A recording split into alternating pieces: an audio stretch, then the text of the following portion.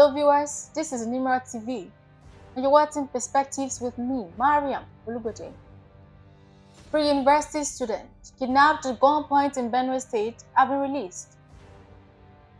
The police confirmed their freedom, but there are more questions than answers. Who was behind the abduction? How were they freed? And most importantly, how many more students will have to suffer before Nigeria puts an end to this kidnapping crisis? This is not just a crime, it is a symptom of a larger failure. One that has turned Nigeria's schools into hunting grounds for criminals. The government talks tough, security agencies promise action, yet the kidnappings continue. Beijing has declared that it is ready for any type of war. These are not just words. China is arming its head, expanding its military, and making it clear that it is willing to confront the United States. Whether on the battlefield, in the trade war, or through economic and cyber warfare. The US, meanwhile, is refusing to back down. The Biden years of diplomatic edging are over. Trump is once again punching back, imposing tariffs, and rallying America's allies. So, the big question is this just tough talk? Or are we heading towards an actual war? Now let's focus on the Middle East, where tensions are at a breaking point. US President Donald Trump has issued a chilling ultimatum to Hamas: release all hostages immediately or face devastating consequences.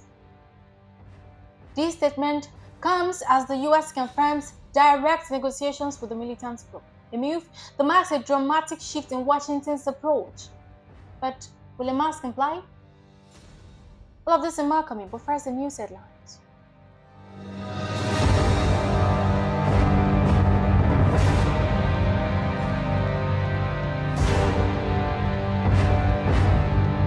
Kidnapped Benue University students freed.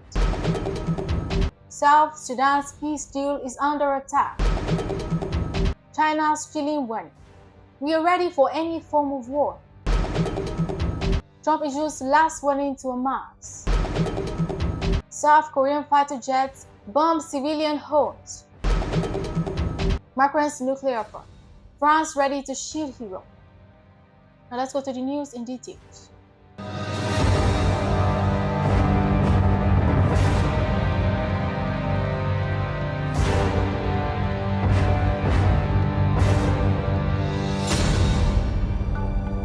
Kidnapped Benue University students freed. The victims, three female students from Joseph Sawan Taka University of Agriculture, Makodi, were not in a conflict zone. They were not taking risks. They were simply returning from a night study session on February 25th when armed men struck. The families waited in agony, desperate for updates. No one knew where they were or what had happened to them. Days passed. And as in so many other cases, the silence from the authority announcement, the students have been released. No details on how, no confirmation of whether a ransom was paid, just an official statement that they were now safe. But that day, Nigeria is no stranger to kidnappings. Armed groups have turned abductions into a business model, targeting schools, universities, and even highways. The victims, students, teachers, everyday citizens. In fact, anyone who can be used as leverage for ransom payments. In 2021, over 1,000 students were kidnapped across Nigeria. The trend has not slowed down. In August 2024, more than 20 medical and dental students were taken hostage in Benue State. They were eventually freed, but not before their families lived through unimaginable horror. And now, another group of students, another abduction, another empty promise of increased security. Why does this keep happening? The Nigerian government claims it is fighting back, more troops, more patrols, more security operations, but clearly it's not enough. The kidnappers are still out there, still striking with impunity. The reasons are complex. Some kidnappers are linked to terrorist organizations, while others are simply criminals exploiting a weak security system. In many cases, local communities are left to negotiate with the kidnappers themselves. Why? Because they know help from the authorities is unlikely to come. And that raises a critical question. What is the government actually doing to stop this? For the Benue student, the nightmare is over. They are home, they are free, but what about the next group? And the one after that? Parents in Nigeria now live with a terrible fear. Will their children return home from school? Universities are supposed to be places of learning, not hostage zones. The government has two choices. Take real action to dismantle these criminal networks, or continue issuing press statements why kidnappers plan their next move. For now, Nigerian students remain vulnerable, and the question remains, who will be the next?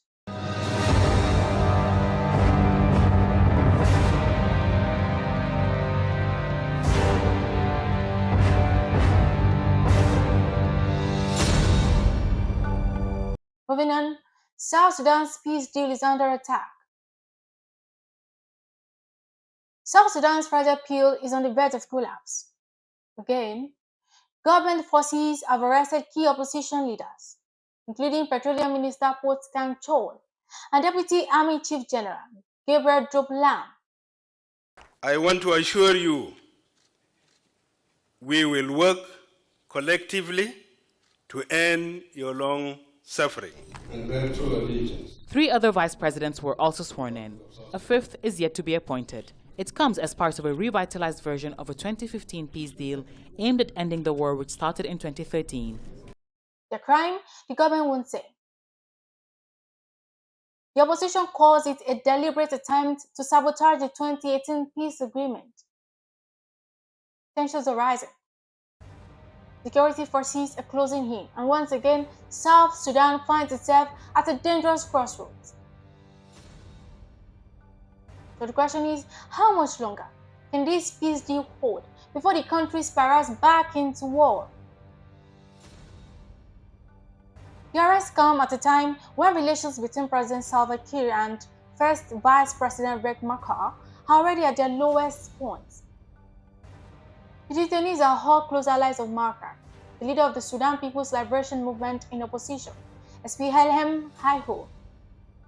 But it doesn't end there.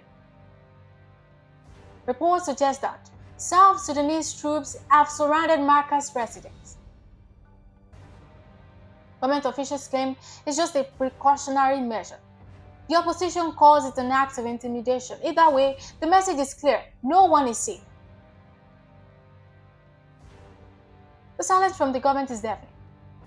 Information Minister Michael Makwei-Luev has only offered a vague explanation, stating that the arrests were due to conflict with the law. But there are no charges, no trials, just armed men taking political opponents into custody. For South Sudanese citizens, this is not new. It is yet another chapter in a long, painful story of political betrayals, broken promises, and unchecked power. South Sudan's 2018 peace deal was supposed to end years of conflict and create a unity government. Instead, it has become a ticking time bomb. Partition between Kiir and Machar was never built on trust. It was built on necessity, on the desperate need to prevent another war. But now, even that shaky foundation is starting to crack. The transition to democracy has been painfully slow. Elections initially scheduled for 2023 have been delayed to 2026. The official reason? Lack of funding. The real reason? Neither Kiir nor Machar is willing to gamble their political future in a fair vote. And now, with opposition figures being arrested, that election, whenever it happens, looks even less credible. Meanwhile, the country remains in crisis. Armed clashes continue in various regions. Food shortages are worsening. Over 2 million South Sudanese remain displaced, either in refugee camps or in neighboring countries. The people of South Sudan were promised peace, stability, and democracy. What they got instead was more of the same: violence, uncertainty, and a leadership that puts power above progress. So where is the international community? The response from the global community? More statement. As usual, the United Nations mission in South Sudan, UNMISS, has expressed concern. In quote, Western diplomats are monitoring the situation. The African Union is calling for dialogue. The same cycle of words without action. The last time tensions escalated like this, South Sudan plunged into a 5-year civil war that killed hundreds of thousands and displaced millions. The word said, never again. But without real intervention, history might just repeat itself. For now, South Sudan waits. The opposition is demanding the immediate release of its leaders. The government is refusing to back down. The people, as always, are the ones caught in the middle. The arrests have happened, the warnings have been issued, and the country is once again asking the same terrifying question. How long before this fragile peace collapses completely?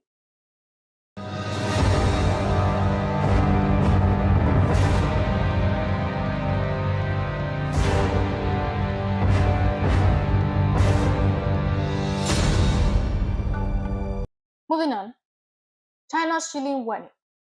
We are ready for any type of war. A full-blown United States-China clash. The Chinese embassy in Washington has issued a chilling warning. If war is what the United States wants, we are ready to fight it till the end. This comes after US President Donald Trump imposed new tariffs on Chinese imports over the fentanyl crisis. Is this just a trade war or something much bigger? Now, let's talk about China's latest and most chilling warning. The direct challenge to the United States. It all started with a decision from US President Donald Trump, a 20% tariff on Chinese import. Its reasons? China's role in America's fentanyl crisis. Fentanyl is a synthetic opioid, up to 50 times stronger than heroin. It has caused over 100,000 overdose deaths annually in the US. The key ingredient in fentanyl, it comes from China. Washington has long accused Beijing of turning a blind eye to the illegal trafficking of these chemicals into the US. Trump was direct. We will not allow China to poison our country. And it didn't stop there. The US has imposed new restrictions on Chinese banks suspected of facilitating fentanyl-linked transactions. But China didn't take this lightly. Within hours, Beijing hits back. A 15% tariff on American agricultural products. A move that hurts US farmers. Also, a ban on certain US tech imports, targeting the semiconductor industry. And then, the big warning. China's foreign minister issued this chilling statement. If the US believes it can pressure China into submission, it is gravely mistaken. We are ready for any type of war, not just a trade war, any type of war. This is not just about fentanyl anymore. This is a direct confrontation between two superpowers. Let's look beyond the rhetoric. What is China actually doing? Well, Beijing has been preparing for this moment for years. Just last week, China announced a 7.2% increase in its military budget, its highest in recent years. This includes more warships for its navy, now the largest in the world by number of vessels, fighter jets and stealth bombers, capable of striking US bases in the Pacific, nuclear-capable hypersonic missiles, which could reach America's shores in minutes. And it's not just equipment. China's military has been training for war. The top PLA general, Li Lei, declared, we will fight to the end if provoked. China has never feared war. This statement is not random. China's war games have intensified. Near Taiwan, stimulated attacks on US and allied forces. In the South China Sea, more aggressive naval patrols blocking US ships. With Russia, joint military drills in the Pacific, practicing coordinated attacks. These are preparations, not just exercises. And here is something even more alarming. China's military doctrine has changed. Beijing no longer talks about peaceful rise. It talks about unification by force. Translation: if the US doesn't back off, China is ready for direct conflict. So how is the US responding? Washington isn't sitting idle. Defense Secretary Pete Hegseth issued a direct response. The United States does not seek war. But let me be clear, we are fully prepared for any scenario. And the message is not just words. The US military has ramped up more warships and aircraft in the Indo-Pacific. More joint drills with Japan, Australia, and India. Expanded military bases in the Philippines, close to Taiwan. Trump, meanwhile, is tightening alliances. Japan has pledged billions in military spending to support US operations. Versus Australia is receiving nuclear-powered submarines to counter China's navy. India is expanding its presence in the South China Sea. This is not just a US-China standoff anymore. The world is choosing sides. So let's step back. Is this just a temporary crisis or something bigger? The truth is, this war was always coming. The US and China are locked in a struggle for global dominance. First, the trade war. The US wants to slow China's economic rise. Also, the Taiwan conflict. China wants Taiwan. The US won't let that happen. Also, in the military race, China is expanding its navy. The US is responding with alliances. The AI and tech war. The US is restricting China's access to semiconductors. Every front of this conflict is intensifying. And here is the problem. Neither side will back down. China sees itself as a rising power, destined to replace the US. The US sees China as a threat to the world order. This is not just a dispute. This is a struggle for the future of the world. So what happens next? 3 possible scenarios. There are only 3 possibilities. And first, the trade war escalates. More tariffs, economic pain, global instability. This is the best case scenario. Second scenario, a military standoff. China increases aggression in Taiwan and the South China Sea. The US responds militarily. The world inches closer to war. And the third scenario, an actual war. A miscalculation, an accident, a strike, a provocation that would trigger conflict. This is the worst case scenario. And right now, we are dangerously close to scenario 2. Let's be clear, this is the most dangerous moment in US-China relations in decades. China is openly threatening war. The US is now backing down. The world is on edge. Will this remain a Cold War or will it turn hot? The answer will shape the future of the world.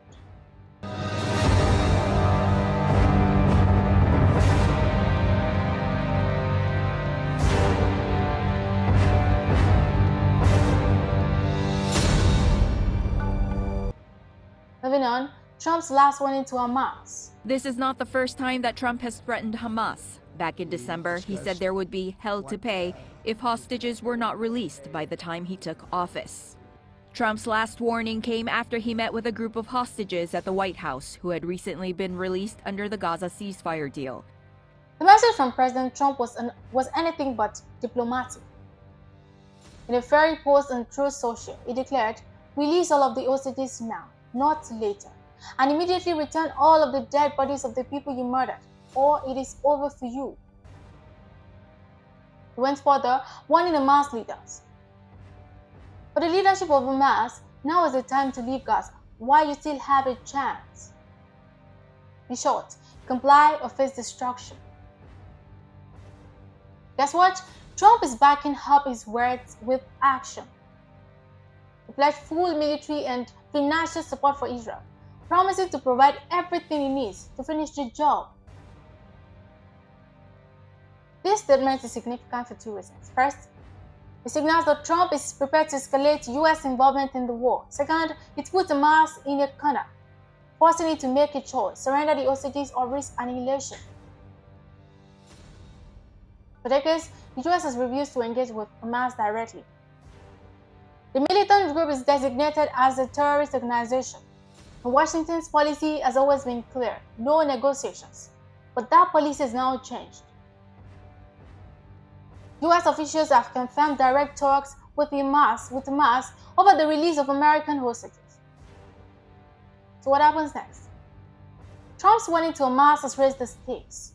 If the militant group refuses to release hostages, what will the US do? There are a few possibilities. First, Israel escalates its military campaign with full American backing, more airstrikes, more ground offensives, and possibly a direct strike on Hamas leadership. Second, the US imposes new sanctions on Hamas's financial backers, cutting off funding from Iran and Qatar. This will squeeze Hamas financially, making it harder to continue fighting. And lastly, the negotiations succeed. I will see another ceasefire agreement, but given the current positions of both sides, this seems unlikely.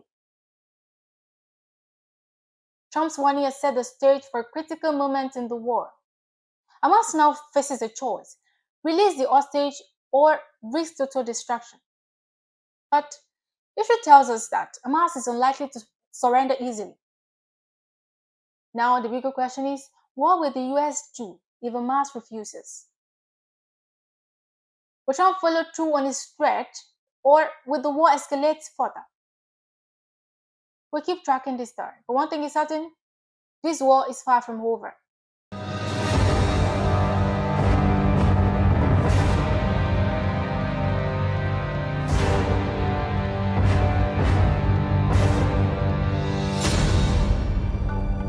South Korean fighter jets bomb civilian homes.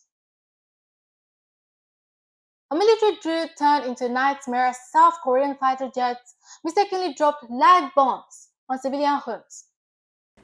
있을 수 없는 일이 벌어졌습니다. 승진 과학훈련장에서 실시 중인 한미연합 사격 훈련 중 포탄이 민가에 떨어져 무고한 시민들께서 중경상을 입고 수채의 가옥과 차량이 파손되는 끔찍한 사고가 발생을 했습니다. Even at least 15 people injured.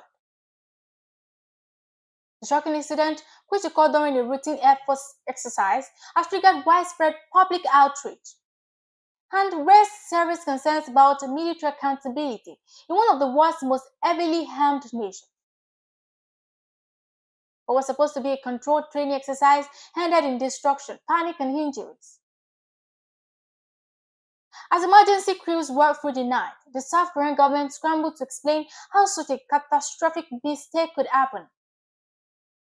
The question now is, can these blunders be brushed aside as just another accident? Or is there a deeper problem with military oversight? According to military officials, the incident took place in Gangwon province, a region known for hosting frequent military exercise due to its proximity to North Korea. South Korea's F-15K fighter jets were conducting live-fire drills, but due to what officials are calling an errant release of munitions, live bombs were mistakenly drummed over a civilian neighborhood. Eyewitnesses describe a scene of absolute chaos. "We had a deafening explosion, and then our windows shattered," said a resident who narrowly escaped injury. It felt like a war zone. People were running, screaming, some were bleeding. We had no idea what was happening. Among the injured are children, elderly residents, and families who had no reason to expect their home military to rain bombs down on them. Cars burned, houses collapsed, and a once quiet residential area turned into a disaster zone. The South Korean Air Force has called the bombing an unfortunate accident, but their explanation is unlikely to satisfy the furious public. In a nation where military readiness is taken extremely seriously, how could such a grave mistake occur? And more importantly, what is being done to ensure it never happens again? South Korea prides itself on being a technological and military powerhouse with a cutting-edge Air Force and advanced defense systems. It is a country always prepared for the possibility of conflict, especially with its unpredictable northern neighbor. But despite this reputation, the military's recent track record has been anything but flawless. This latest disaster is not an isolated case. In 2022, a South Korean missile malfunctioned and crashed during a live fire drill, sending residents into a panic. That incident, much like today's, raised uncountable questions about the country's military capabilities. If errors like this can happen in training, what happens in a real-world scenario? And problems don't stop at accident. The South Korean military has also been facing criticism for leadership failures, corruption scandals, and issues of discipline among personnel, now with innocent civilians injured in an entirely avoidable military blunder. Public trust in the defense establishment is at an all-time low. For the victims, government promises an investigation, that means little. Many are still in the hospital, recovering from injuries caused by bombs that should never have been anywhere near a civilian area. Others have lost their homes, their businesses, and their sense of safety. Public anger is boiling over. How do you mistake a house for a military target? Asked one resident. Are we the enemy now? Do we have to fear our own very military? But President Yoon Suk Yeol has ordered an immediate probe into the incident, vowing that those responsible will face consequences. But these are the same assurances given after previous military failures. Will this be another case of investigations leading nowhere? The South Korean government is now in damage control mode, promising full transparency and compensation for victims, but no amount of money can undo the trauma inflicted on the innocent civilians caught in the crossfire of a military blunder. Beyond South Korea, this incident raises an even bigger concern. Just how safe is military precision in an age of high-tech warfare? If a nation as advanced as South Korea can make such a devastating mistake during training, what does that say about global military operations? The world has seen its fair share of accidental bombings, from US drone strikes hitting civilians in the Middle East, to Russian missiles missing their intended targets in Ukraine, but this incident stands out because it happened in a country not at war during a routine exercise, with no external threat in sight. For now, the people of Gangwon province are left to pick up the pieces, hoping that their government will ensure this never happens again. But history suggests otherwise. The world is watching. Will South Korea deliver real accountability, or just another round of empty apologies?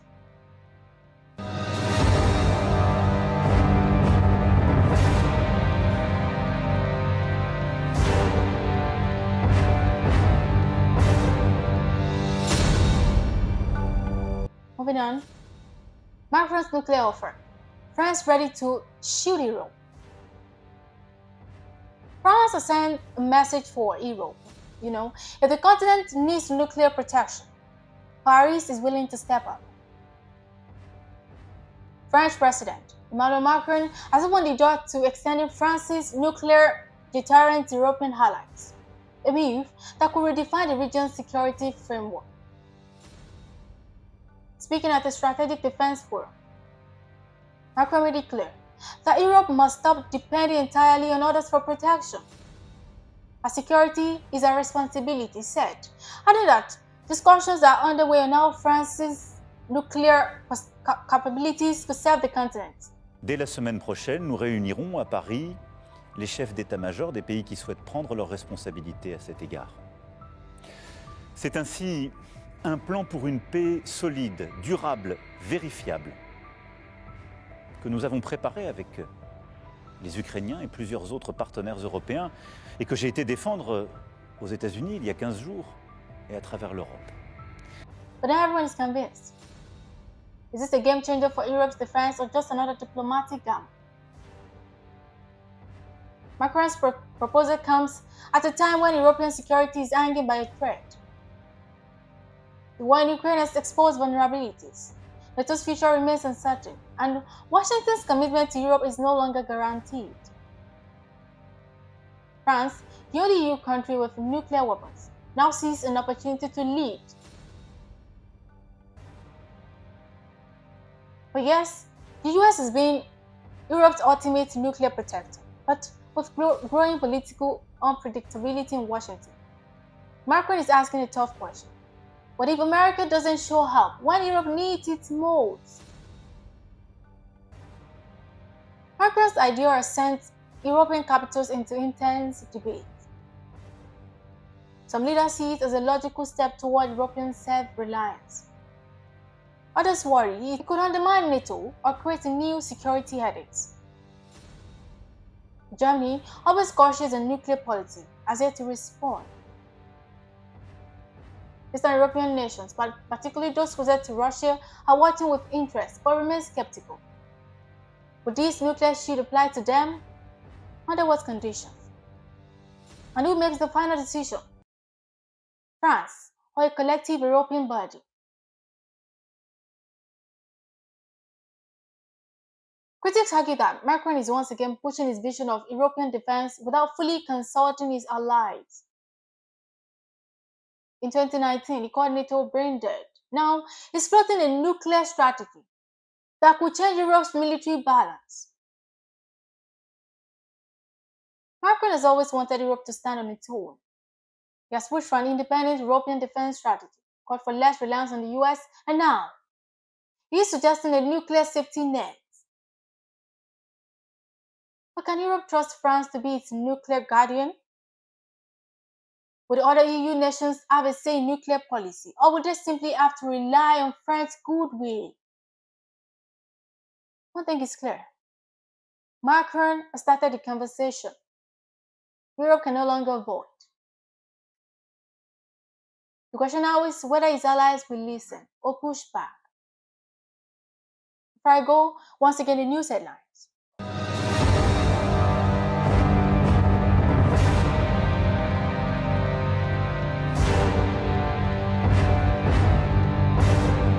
Kidnapped Benue University student freed. South Sudan's peace deal is under attack. China's chilling warning. We are ready for any form of war. Trump issues last warning to Hamas. South Korean fighter jets bomb civilian homes. Macron's nuclear offer. France ready to shield Europe. Thanks for staying tuned. Once again, I'm MARYAM Olugbote.